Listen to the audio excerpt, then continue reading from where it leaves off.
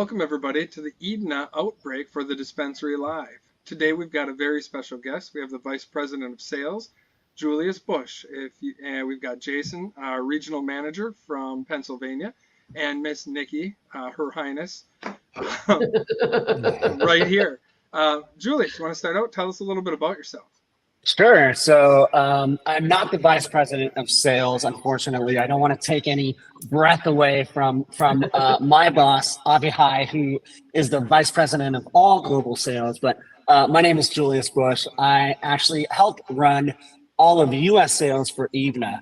Eybna is a terpene manufacturer, but first and foremost, a cannabis researcher, developer, scientist out of Israel. So Eybna is an Israeli-based company that uses all of that science to make these terpene formulations. I've been with the company about 3 years now.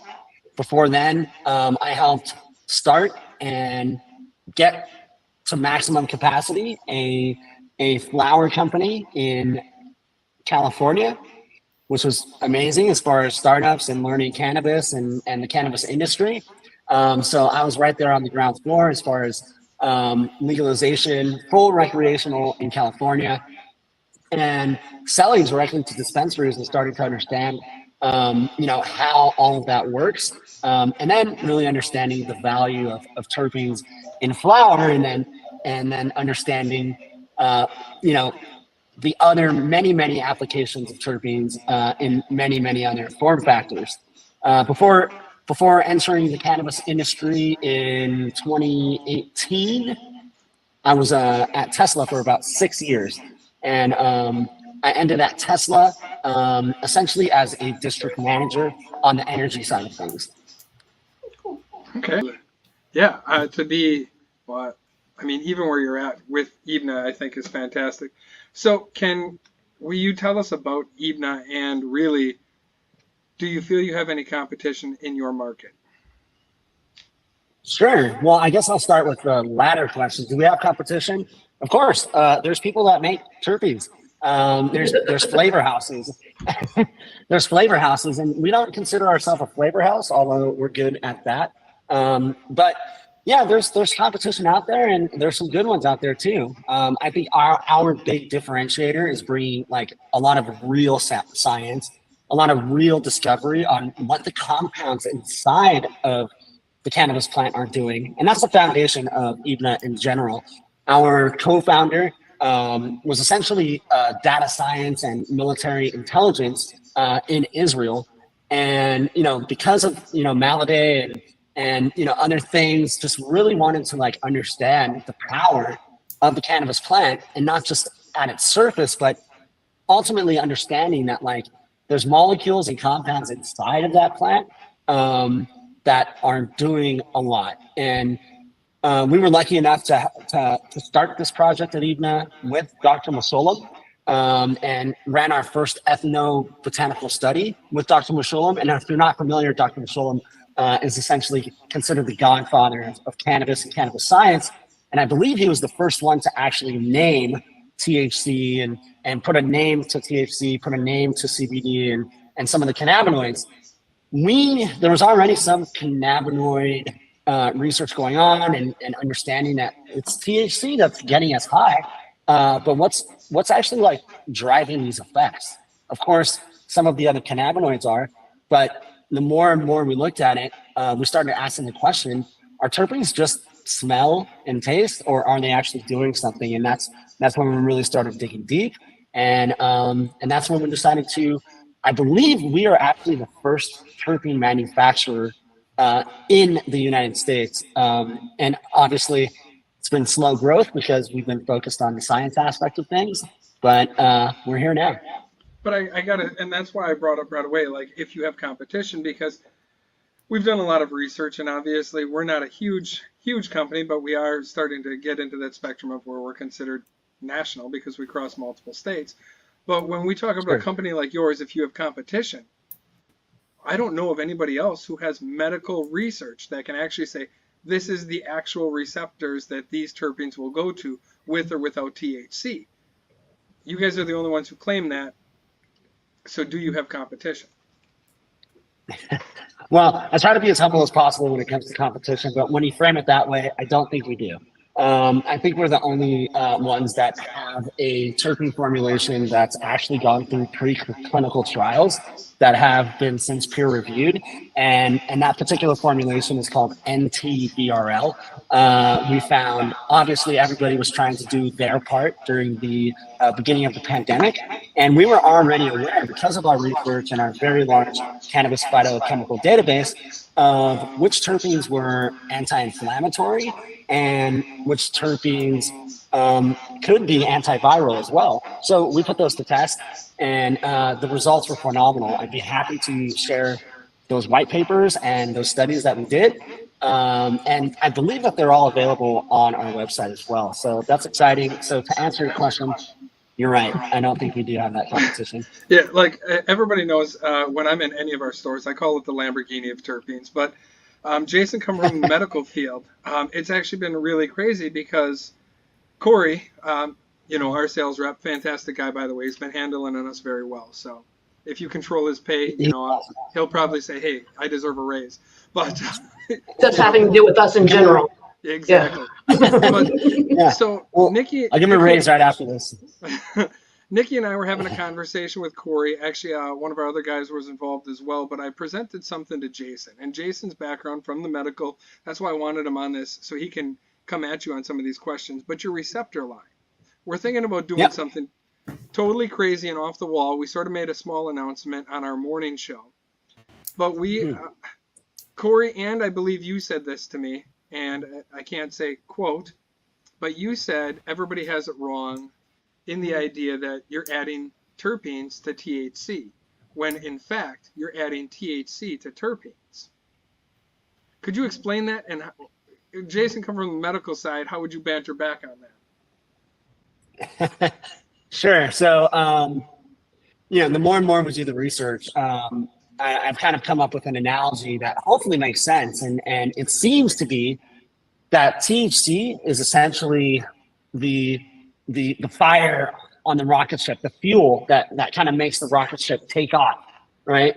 And the terpenes, we could get into the entourage effect and whatnot, but the profile of terpenes and some of the cannabinoids are essentially like the advanced guidance system that determine whether or not THC is going to make you go up, down, sideways, left, or right.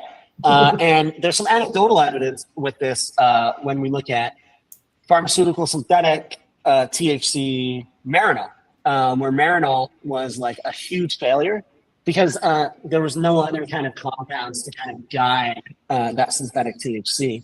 But of course, that's anecdotal. And let me first be clear that I am a lowly salesperson and not a scientist nor a doctor, and I don't play one on TV. It's my job. You got the look though. You can do it. You got a good look for it though. I could see you on Grey's Anatomy. You're the sexy surgeon. Oh, I thought we were going to sofa. There you go. Right. But it is my job, and I kind of take pride in listening to our very complicated things and try to figure out what it means and be able to try to explain it like I'm explaining it to a 5-year-old. And so that's what I try to take pride in, but I can definitely be wrong often. So that's my little disclaimer before we really get into the nuts and bolts here. Jason, open it up. What do you got? Talking about that. So you kind of hit on something that in the Pennsylvania medical world we really hyped on for a long time, and that's the entourage effect. I personally love that term. I think it kind of opens up the conversation a lot when it comes down to it. And I've never heard it put that you're adding THC to terpenes, not the other way around. So I guess one of my biggest questions is is there a specific way you could explain how the terpenes work in an entourage effect with THC? Is there a difference between major terpene profiles? Things along that nature. What's the best combination of terpenes to THC that you can explain? And do you need THC to activate the terpenes? If we wanted to make a non-THC line, could we introduce that? Mm-hmm. Awesome. So just in a few short questions, there's a ton to unpack there. But yes, you can, and that's actually where our research has taken us. We recently got into a partnership with Coca-Cola Israel and Coca-Cola Europe, and we developed a drink that has 0 cannabinoids, 0 THC, and only terpenes to drive functionalities like sleep, like calm, focus, things like that. And the reason why we can do that is because of these receptor-specific technologies and research that we've done, that we've been able to understand finally, are these terpenes just aromatics, or are they actually doing something? And, I can get into the methodologies on how we did that, but we were able to determine that actually they are, and you don't necessarily need THC. Although I will say that THC is definitely a driver when it comes to less than subtle effects, obviously, right? Now, going back to your question, the entourage effect. I guess that starts with the knowledge or lack of knowledge or ignorance of, is it real or is it not real? That question is still being asked right now, right? By, the black market, by other people, which is like, nah, THC is THC. Give me the highest percentage you got, and I'll take that at the lowest price we got. We all know, for being in the cannabis industry, that our average uneducated consumer has that opinion. But luckily, we have some hard data on that, and the entourage effect is essentially a many terpenes for any phenotype of the cannabis plant has its unique terpene profile. And what's going on is that when you want OG Kush, or you want Headband, I think Headband's extinct now, or you want, whatever the cool flavor is, gelato, Fruity Pebbles, all of those have their own unique terpene profile that consists of not just terpenes, but aldehydes, esters, ketones, and ultimately and lipids, and obviously cannabinoids. Put all that together, and now each strain basically has its own unique effects. The reason why it has its own unique effects is because those compounds are either agonizing or antagonizing different receptors in our bodies. Obviously, there's the CB1s and the CB2s, and the GABAs and the A2As. Those are all receptors in our body that the compounds inside the cannabis plant are activating or blocking, agonizing or antagonizing. And so that's what's really going on with every phenotype that we have. And we kind of took that the next step further, where now we can kind of rearrange the entourage effect and only focus on certain receptors, because we know those cannabis native terpenes, certain ones are activating certain receptors. And so why not essentially just put those terpenes in a formulation and now only attack those specific receptors. So your receptor line actually has medical research behind it. I went down a big rabbit hole probably about a week ago, because those are the terpenes that we are looking to introduce into a product line, and we want to call it more of a medical grade line. But when I went down the rabbit hole and chased down, you guys have had universities do clinical research with your product. That said, these receptor lines, it's not one of those where we have to play that THC game. You're here in America. We always have to say it's been known to, or potentially could help you with. With your receptor line, now granted, it comes with a hefty price tag to say it, but I have to be able to say that, we should at the counter legally be able to say 98 out of 100 people will have this effect, and it's dialed down directly to the human receptors. How come that's not used more often in the industry? And Jason coming from the medical industry, or Nikki when she was out in Colorado, we don't see companies utilizing that to go after it. And even the partnerships, like we're technically the first dispensary you've ever partnered with, so we could have even our backdrop here. How come more people aren't interested in doing something healthy that has the medical research behind it? It's a great question.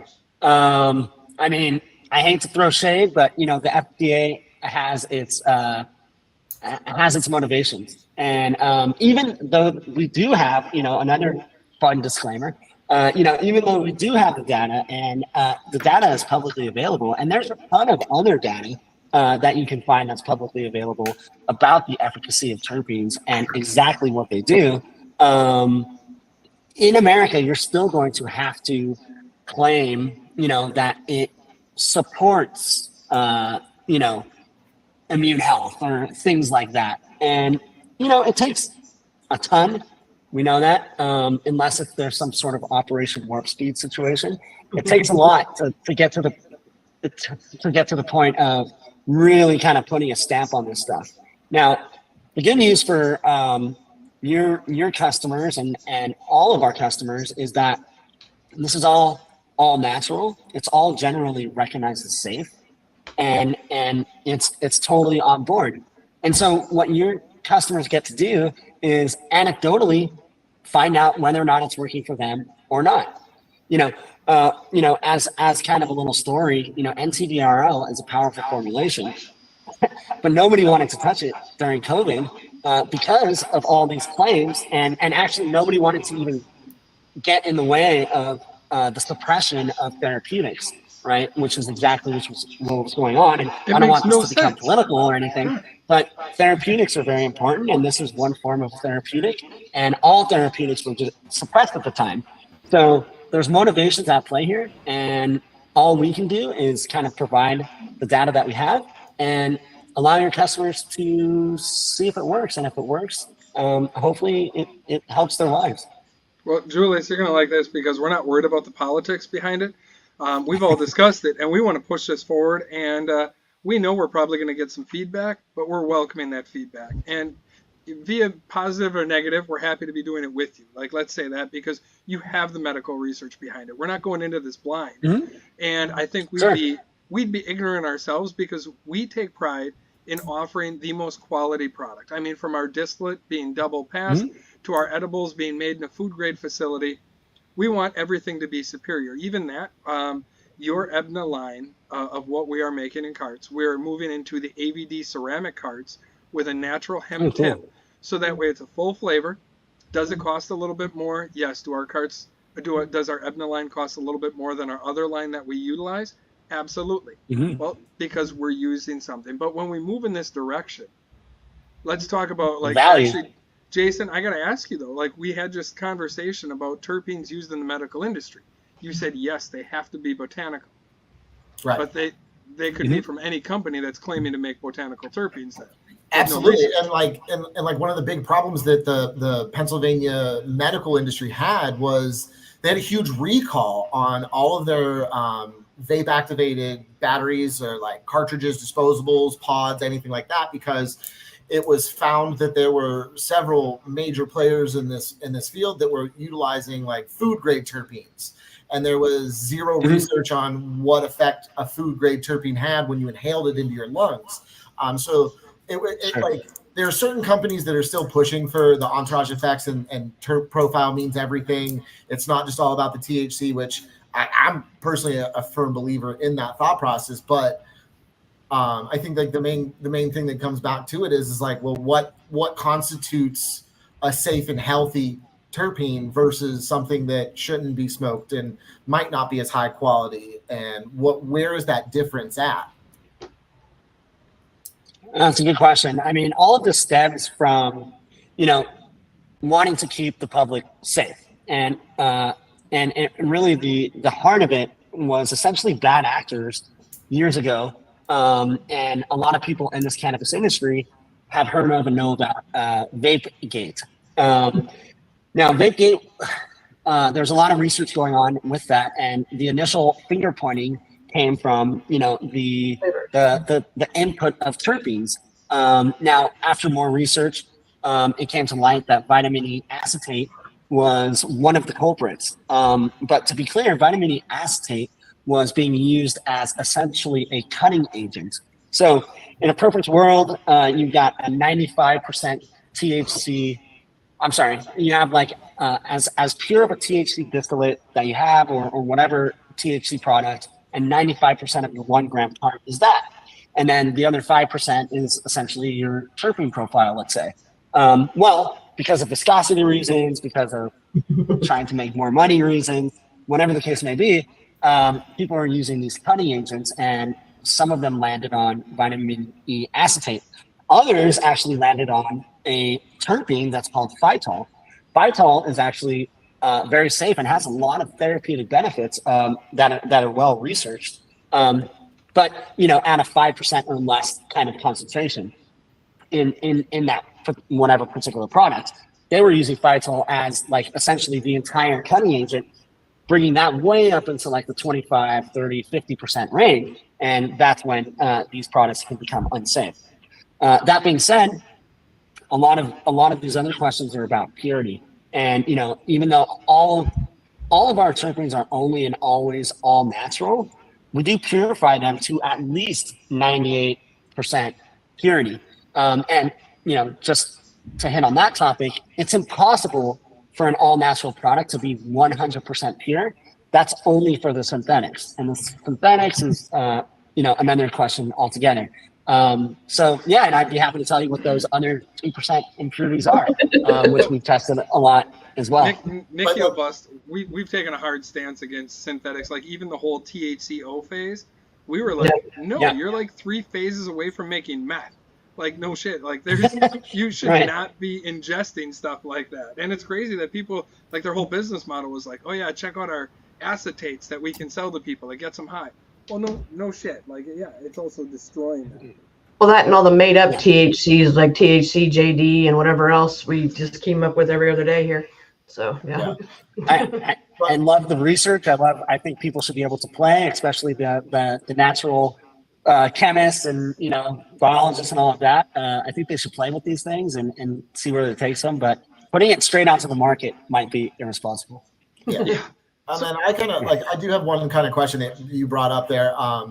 Just jog my memory on this. It's like, this is going to be more of a basic question for those that don't know anything about terpenes. But if we talk about terpenes like pinene, caryophyllene, myrcene, is there going to be a difference between the pinene you find that gives a pine tree its aromatics versus the pinene you find in the cannabis plant, or with caryophyllene and black pepper seeds and things like that?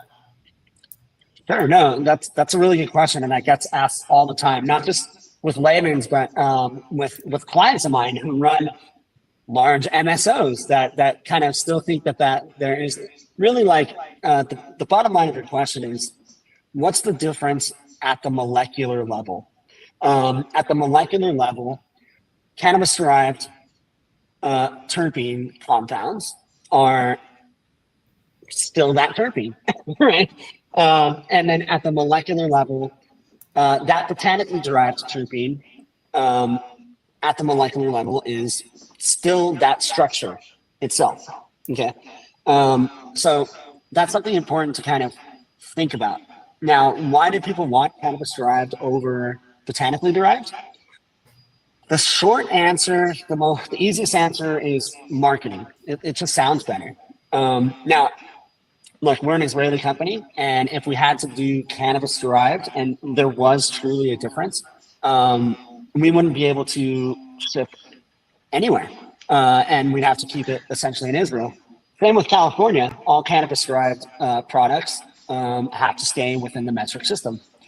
So, and on a business side of things, if this is kind of business oriented podcast, you're never going to get consistency with a cannabis derived formulation, because the phenotypes that you're getting those cannabis derived from are changing every single time. So even if it's a clone, a clone of the same exact plant, your terpene profile is going to be different.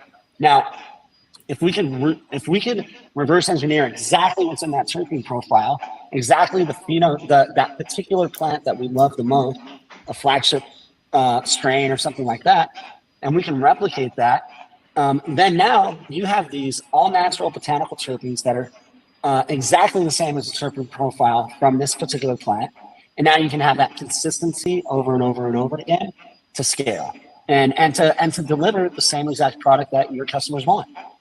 Did I answer your question? I might have gone. You even answered 2 more questions than I had. So yeah, you killed it. Yeah. Nice. All right, yeah, nice. I'm going to throw. Already. Because it's one of those things where we've always had this debate. To me, it's always been the best way to utilize your body to use a terpene is through ingestion, because the edible line is mine, and then they've always told me it was smoking. So can you clarify that for us? Sure. I mean, bioavailability you can reach bioavailability in different formats. It's just really, but to answer your question, like the quickest way, like inhalation through the nostrils, inhalation through the lungs, is probably the most quickest bioavailable way to ingest. I mean, look, when you're smelling things, almost anything that you're smelling, if you can smell it, those molecules are literally going into your body. And a lot of times when you're smelling something like a flower or a fruit or something like that, you're literally ingesting terpenes. And so, yes, the bioavailability is probably most efficient when you're inhaling. Now, because of a lot of our research with GAT foods and our new capabilities with drinks and edibles and all of that, we've begun to understand, the bioavailability when ingesting terpenes, and there is still bioavailability when you ingest terpenes going through the liver and the stomach tract and all of that. And I'm already way outside my depths, but really it's about optimal effective dose, right? And if you can get optimal effective dose and still be within the confines of safety, then the form factor essentially doesn't matter too much. And what I mean by that is like, look, maybe it could be like a half of a milliliter or something like that, right? I'm making things up now. To inhale to get some sort of effect with a terpene, and then maybe it's like 15 milligrams to ingest to get a similar or the same effect. Does that make sense? It does. Well, a little bit more. Yeah. We want to utilize your receptor line in an edible format, because our research so far has showed us, and even I'm going to bust down this one, little Julius. I believe Eybna's website even talks about the first best way for it to have the longest lasting effect is edible. I do believe ingestion. Well, that's eventually the longest effect. He clearly stated that he was talking about onset timing. Right. Yeah. So that's a matter of personal opinion. Is do you want the longevity or the fast onset? Well, if I'm looking for a sleep, exactly. If I want to dose myself for sleep, I know you guys got a specialty blend for sleep. Actually, we've got your specialty blend coming for sleep. If we can get that in. Nice. So, question to you: should that be mixed with a CBD rather than a CBN. THC or a CBN? Sure. And then turn into we a do gummy. have the data. Yep. We do have the data on what these cannabinoids are doing on the receptor level, and we're happy to share that with folks like you guys who we have a great partnership with. And there's a lot of I hate the word misinformation, but as far as the cannabinoids that are actually doing these things, for example, a lot of the lesser functional sleep formulations out there. There's somebody that says, well, I heard that lavender oil is good for sleep, and I heard CBG is good for sleep, so let's just put those together and make it a sleep formulation. Well, the essence of lavender oil is linalool, and that might be good for relaxation, but there's a lot of other terpenes that are going to contribute to that effect a little more than just linalool.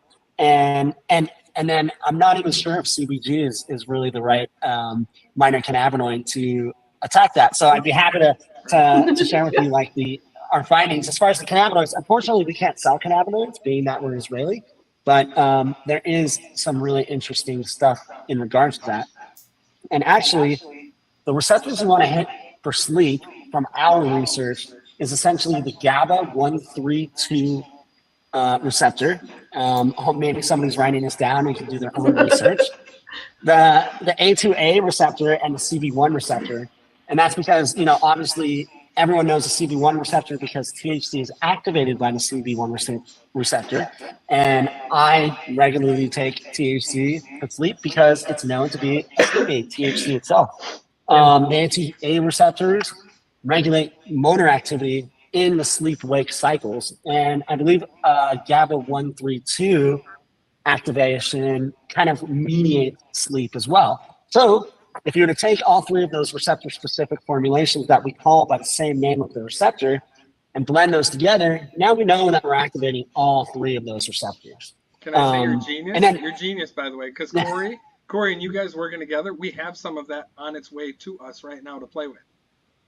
Nice. Yeah. So then, we have recommendations on, yeah, exactly. And we have recommendations on how to blend those and what percentages, which ones. But we actually really encourage you guys to play with it, to test it. And maybe like these ratios might work a little bit better for you. And another disclaimer, unfortunately, obviously we all know that like for some people, like sativas and, sativa and indica is becoming extinct phrasing. Thank God. But God. Yes, yes. Oh my God. Gotta go. We have been, In the couch, not necessarily for crying out loud. because indicas not make me necessarily. hyper. Yeah.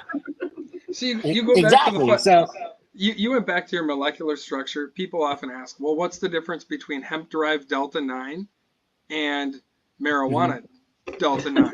They're the same thing. And I'm like, it's the exact same molecule. It is like water exactly from the same. Exactly. yeah, exactly.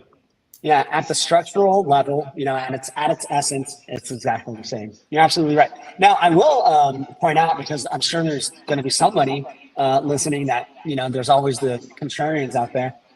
When it comes to cannabis derived and botanically derived, the real only difference that I'll give cannabis derived is essentially there might be more lipids. And so the reason why people can smell the difference between cannabis derived and botanically derived sometimes is because bad botanical terpenes tend to be kind of soapy and perfumey, and regular cannabis derived terpenes tend to be kind of a little bit more rich because of the lipids, and lipids are fats, right? But that doesn't have to be the case on the botanical side either. So just a little FYI, keeping it all humble and honest. And then, Well, I'm just saying, you sold Nikki on Harley Quinn. I'm sure you've seen this I already. love that one. I don't know how to bring Harley it. Quinn's good. Yeah. You got Nikki sold on that Harley Quinn. There's the Eybna. I don't know if you guys have seen these yet. I know Brandon sent you guys a gift pack on those already for the packaging. No, I saw that. We took pictures internally. Our people at HQ, they're working, doing science, formulating the whole thing, and especially in America, like there's these brands that are so awesome, and you guys, and for them to see their work actually displayed on packaging, it just means the world to them, and they're super excited to see that for sure. And thank you for that. Well, I think we're gonna have to do an episode with Julius doing baked with Nikki. So Nikki runs her own bake section because the smokable line. Okay. All right, we have tons of people, but as we medical or have the R&D performed and something offline, because obviously we don't want to give all of our secrets away on the internet for people to watch. Right. But we are definitely playing with your receptor line, and as you talked, the 132 line has a lot of our attention right now. And joking around, to avoid the politics, I will just say that we've been told because of FDA and big pharma type concept, that's why it hasn't been frequently used here. And come to find out, it's been used quite a bit in Europe already. And you mentioned some big names earlier. And I'm like, that blows my mind how America is, the FDA has approved, 3,500 different things here in America that's not allowed in Europe, Africa, third world countries, things of that nature. And yet we're like, oh no, it's good here. Now they just approve synthetic food here. gotta love it. Yeah, I want my meat from a lab. Just what I'm looking for. It just depends on where the dollars are coming from. What was that, Jason? I said just what I'm looking for, lab grown meat. Just like I like my meat, like I like my terpenes, natural. Yes, Exactly. Yeah. seems way more. I did have one question though, because I kind of want to little edification, being that I'm from the retail side and I talk to a lot of our patients / customers. And I want to back a little bit. We were talking about the difference between the sleep line, whether it be beneficial as smokable or edible, right? I might be wrong in thinking this, but my thought process on it is there's two different ways of problems of sleeping in my book. There's the person that has trouble falling asleep, and then there's the person that has trouble staying asleep. Would I be right in thinking that the fast onset of inhalation would be better for the person falling asleep, and then the edible line would be a better formulation for the person who's needs that longer dosage to stay asleep? That makes sense to me. When THC is ingested after it goes through the liver, it becomes a totally new compound called 11-hydroxymetabolite. And that is what makes eating THC such a long-lasting effect. So I imagine that's exactly what you would want to do. Now, just to touch on what you were saying there, It's funny when people think about sleep. What's actually going on? Why can't I sleep when I can't sleep? And what's going on is yeah, sorry for the redundancy, but It's good until my mind is racing, anxiety, whatever the case is. It's not about anesthetics. It's not about uh, is anesthesiology, right? It's not about anesthesiology where you get put down on the doctor immediately and you have this like kind of death sleep. What we really want is to be able to relax our brains, to calm down, to chill out, and get into that. I think maybe it's called the GABA state or theta state or something like that, where our brain just allows us to fall asleep, right? So that's what we're really looking for when we want sleep. Now, to stay asleep, yeah, you want that kind of long-lasting calmness while you're already asleep. Does that make sense? I totally made up a lot of that, but that's how I kind of. I mean, you couldn't tell you made any of it up. So like, you did a really good job of lying to us. So like, I think it's a theta state or something like that. A lot of people often forget that when you eat THC that it has that conversion. So they think it's very specific. Now, granted, there's different types of THC, of course, which have. I actually told Corey we're going to send you guys a gift package because we make some stuff that you guys don't have. Cool. And one of our THCP lines, if you're familiar with the THCP lines, A little bit.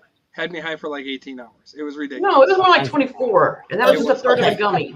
You know what, Julius? Everybody's different because every body's different. We all swear by that. We all live by that. So THCP is great, and it binds your system a lot easier, but 24 hours is a pipe dream for normal users. That's Jason, I'm a big Jason's a heavy doser. I'm a big fan of psychedelics, and especially kind of an advocate for their therapeutic effects. And I've been a MAPS member for a very long time, and obviously Terence McKenna, his old work and his oratorical abilities kind of inspired me and got me into it. But I still have yet to do LSD. Julius, I just want to wrap up. Give us the biggest reasons our customers should want to use your product mixed with, actually, no, I'll rephrase it. Just tell us why the customer should be using Eybna products. Sure. I mean, first it comes down to just like, the science behind it all. And but the science behind it all really doesn't matter unless it doesn't work. And the safety and efficacy is there. It's really important, especially since there have been bad actors in the past in my particular industry, to be like really at the forefront of compliance, regulation, safety, efficacy, and that's on top of the science that we bring to terpene formulations. It's really all of that. And to put your trust into a product that you're going to be inhaling to get high, inhaling to get effects, or ingesting in general, that's the type of confidence that you need. And unfortunately, there's still a lot of bad terpenes out there. Oh yeah. And again, we have, we're dedicated to only and always being all natural, and we're dedicated to only and always taking the high road when it comes to exactly what I said, safety, compliance, regulation, efficacy, and purity and quality. So when it comes to depth and resolution, I know resolution is kind of a term that's used in photography, but it's a term that we use internally. And we even have colors that are associated with all of our formulations. So we're kind of thinking pretty laterally here. But, depth, resolution, authenticity, and quality is really most important when you're looking for a product like this. Nikki, why are you happy that we're partnered with Eybna? Because it goes along with our mission and what we want to offer to customers as well too. We want the high quality product. We want to make it as affordable as possible. We want it's the health benefits. We're not in this. It's the educational aspect of it. So that's right. Jason? And ultimately helping the most customers, right? My biggest joy out of working with Eybna now is the fact that they're doing the education. They're doing the research. They're taking the time to actually try to do testing on this and figure out what it could actually do. Because ever since I joined the medical side of the world, when I first got into this industry, it was always like, well, I would love to just be able to see what it can do, like declassify the whole plant itself and let's see the potential of it. You don't necessarily need to make it recreationally legal for everybody, but like I never understood why we're shutting off something that has proven time and time again to have some type of medicinal benefit. Let's see what the heck it could actually do, what the full potential of the cannabis plants are and all the terpenes that come along with it. I think that there's so much room for growth still, and I just absolutely adore the fact that you guys are at the forefront of that and have the ability in Israel to actually do this kind of research and get some solid actual answers, and something that has been told for me the past 6 years religiously, that there are no guarantees, that everybody's different, which is fine and great, grand and wonderful. But to a certain point, let's research it and find out how many answers we could actually get. Yeah. What are these things actually doing? We need cannabis molecule and compound disclosure. And that's what we're trying to provide. Amen. Well, and I'm going to kiss your ass here then, Julius, and I'm going to tell you, first of all, I know we're going to put the link up to the Eybna website so that way people can check out the website for themselves and go down that rabbit hole. But the whole mission Nikki and I got into, I spent 20 years in the Army, did some other work with the government. The VA offers a lot of pharmaceutical alternatives for veterans. There's a lot of veteran friends that I have that love cannabis in itself, but they are looking for other features to cannabis, and it's exactly what Eybna is providing. We want to run down this rabbit hole and find, even, like I said earlier, the non-THC products, if we can get that delivery method to work and actually show those effects. With your research that you guys have, it is it follows, as Nikki said, right along with our mission. We're not looking to just get everybody high. We are looking to help people for the medicinal benefits of what this plant is capable of, what terpenes are capable of, so we are not stuck behind the limits that, unfortunately, even America is limiting itself with the opportunities for people. I think it's total bullshit, and we are willing to step up on a platform and say, okay, we hear your opinions, but we don't care. We're going to go along this method. I mean, even the European market with the partners that you had, that should say enough. If Coca-Cola's jumping into it overseas to utilize and deliver these terpenes to people, that is a delivery method that is out there. Instead, what do? We're injecting our meats with sugar so that way people enjoy the taste. We're soaking our French fries in sugar, and we're delivering bullshit to people. We want to protect our customers. We want our customers to have a healthy high if that's what they're going for. But we want to fix that sleep, the anxiety, or whatever's going through their head. And getting the partnership with you guys is, I think, phenomenal, hands down. And we just love this. We love the rabbit hole we're going down, and we look forward to many, many years of just pissing people off, because we're not doing what all the other dispensaries are doing. We're not trying to follow along with the common trends. We didn't follow along with the synthetics, and we're certainly not going to follow along with cheap-ass terpenes that are out there. And I hate to say that, but I mean, so no, Julius, I do not believe you have competition. So I loved it that you were, very humble in the beginning. But you guys are the separation. And I love delivering you guys. When I do get a chance to talk with customers, I'm like, here's the Lamborghini of terpenes. Like, this is it. I appreciate that. Yeah. And so I don't smoke. Like, Nikki and I, you'll find this really funny. We don't smoke. But I can actually take rips off the Eybna carts and not cough and not sound like Darth Vader. That in itself tells me there's got to be something down that rabbit hole. Yeah, for sure. There's that's okay. There's tattoo artists that don't have tattoos, and that's a thing too. But I know we're wrapping things up here, but I did want to touch on that pharmaceutical aspect you were mentioning, in the VA. And one thing as far as on a philosophical level that we're kind of bumping up against when it comes to pharma and big pharma is, the business model for pharma and big pharma is a one molecule approach. So, like Advil, ibuprofen, this is a one molecule. But that one molecule is, again, like trying to attack a certain receptor for pain, whatever the case is. But it's a lot of that one molecule when it comes to the body. And so the toxicity is actually much higher. If we were to attack that same receptor with many different molecules, it's much less of that. Each particular molecule attacking different parts of that receptor all naturally, that could actually lead to a better outcome. And so that's the big difference, on a scientific kind of pharma level that you're getting, if that makes sense. And I'd be happy to. It does, and we're for somebody probably to going to have combat to that. edit that out just to save your life from big pharma. Talking shit on the way they do things. So. Oh no, I go after big that's pharma okay. all the time. I mean, even like the medicine I take for my thyroid is not. I have to go get it somewhere else because it's not what's being pushed by big pharma. So yeah.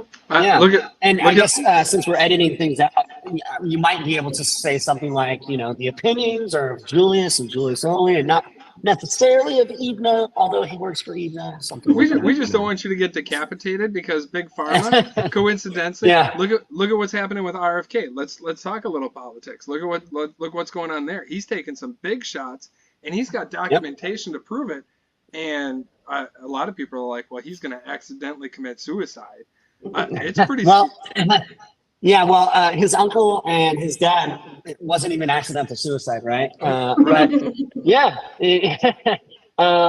yes, I read the real Anthony Fauci from cover to back, and look, either RFK Jr. should be sued to hell for libel and defamation, or, well, the fact is that's not happening. And so it's very interesting. Look at the agenda. It's an agenda. And we as a company are willing to stand up against that agenda. We are. We know that we're selling a clean product. We go through it so hard and to try and protect our customers, our patients. That is the mission. Some people are like, well, you should be cheaper. You should do this. Well, we're doing third-party testing across every platform. We're trying, what we're putting your terpenes into now, going to a full ceramic cart so there's no impurities. We're making sure it's a very top end. Big shout out to AVD on that one. They make an incredibly quality ceramic cart. And, I know those guys. They're great. Yeah, and they talked about it. They're like, well, if you're running Eybna, they're like, you should definitely put it into a ceramic cart because the ceramic cart will keep the consistency of and with the oils, they know about our oils. They've had a chance to see them. And they're like, your oil is so pure. Big sales pitch for us, right? Like, are pure, and it is. I mean, but we spend more money on doing double passes. To get everything cleaned up, and then the third party tested before we put it in, and then your products coming with all the test and lab reports. We want to provide something that people know that's not made in some basement, and that doesn't have any follow through. So it's. Yeah. Oh, I was just going to mention that. Yes, even the carts are very important. During VapeGate, one of the conclusions was it wasn't just vitamin E acetate, but the way these carts are interacting with the compounds, and if it's a bad quality of metal and heavy metals and this and that, then you're going to have bad outcomes. So for you to painstakingly, spend the money to get the right product, it's all about bringing the best value to the customer. So if that value, if it happens to be more expensive, it doesn't matter because the value that the customer is getting is way more than what anybody else would get. We're not a used car lot. We tell that, like, I'm a huge car guy, if you probably can't tell by my references, but we're not a used car lot. We know that. And you are, we give a lot of, I do myself. I'm like, okay, we're a typical Mercedes dealership, but then when we introduced your product line, we were like, all right, now we sell some Lamborghinis. We got a Lamborghini dealership and a Mercedes dealership. And we love taking pride in that. So we love giving rewards to our customers. We love taking care of our customers, but we can't always be the cheapest when it comes to quality. You just cannot. No, you're right. Nikki, I'm sorry, I cut you off. What were you gonna say? I was just going to go to, we've had a lot of bad players in our industry, just like you have in the terpene industry, that have ruined a lot of our things, especially the big Delta 9 industry too, going after the Delta 8s and the Delta 10s, and we can't all play nice together, but we've had a lot of, in the beginning, Delta 8 companies that have ruined the industry for us. The basement makers are not actually having a pure product, or who God knows what they're really putting out. So I love the Delta 9. It's wild. I love the Delta 9 players that are like, well, hemp-derived Delta 9 is totally different. It's way weaker. I'm like, you work in an actual dispensary and you're coming at me and telling me that the Delta 9 from hemp is different than the Delta 9 from marijuana? Mm-hmm. I'm like, and how do you work in a dispensary? Like, just on a science level, I'd like to question that. Be like, all right, I wonder if they have Velcro shoes or if they can tie their shoes. One of those. Let's put it to the test. Let's judge these products off their face. Yeah, And then even on our edible side, we found that people still prefer the Delta 8s and the Delta 10s because we have the Delta 9 hemp derived, and we don't outsell our Delta 8, at least in my gummy forms. So yeah, That's interesting. we have a lot of people. We'll use the state of Virginia as a prime example. We had to cut opportunity for Delta 8, Delta 10, and THCP in the state of Virginia.